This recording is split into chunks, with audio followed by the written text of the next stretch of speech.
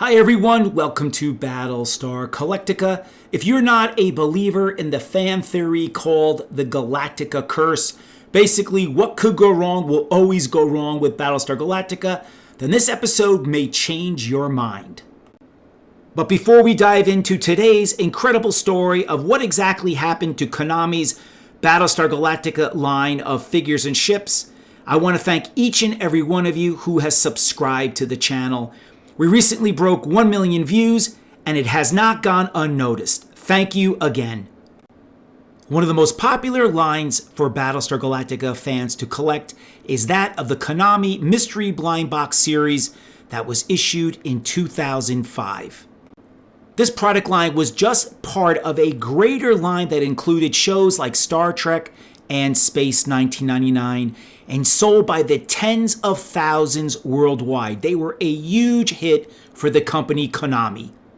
Now, the licensing for these properties was very specific that Konami could only sell them in the Asian marketplace. But this did not stop third-party vendors from buying from the company wholesale and selling to other wholesalers around the world.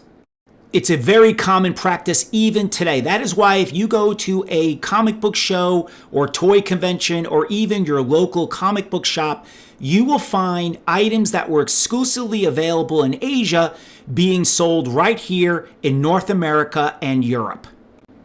Well, what does this mean for us Battlestar Galactica collectors? Well, it turns out that the line sold so well that there was going to be a second series. Prototypes exist of a land ram, a snow ram, a colonial shuttle, and even a Lieutenant Starbuck figure in scale with the already released Cylons. But what happened? What caused Konami to discontinue their entire Battlestar Galactica range? Now remember those wholesalers that I was talking about earlier, where it turns out that one of their shipping containers bound for Europe was randomly inspected. The EU inspector decided to open up a case of toys, and unfortunately for us, it was marked Battlestar Galactica. Yes, the curse had struck. What was discovered was that each mystery toy blind box also included a piece of candy. This was in direct violation of EU foreign food importation regulations because it was not labeled as such. Now, why was a piece of candy put into each blind box? Well, it turns out these type of products are considered almost like trading cards when Topps used to include a piece of bubble gum in with each pack of baseball cards, a very common practice in Asia. Now, what is not known is what actually happened to that container of toys that were in violation. It is believed that it actually was impounded and destroyed, but what is known is that even though Konami had nothing to do with this, they became instantly aware of what happened. The company quickly put new restrictions for wholesalers in place, and while they could not control what those wholesalers did with their product, they did alert them to the problem of the included candy.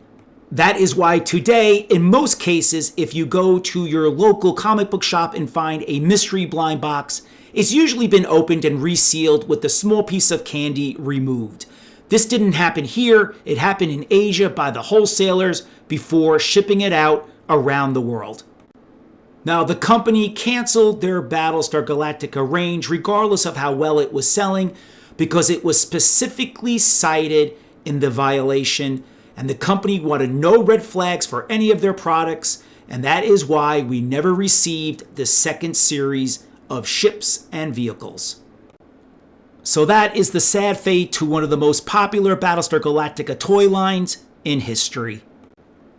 Between its low price point and super detailed quality, this product line could have gone on for years. Please let me know in the comments below if you think the Galactica curse is a real thing.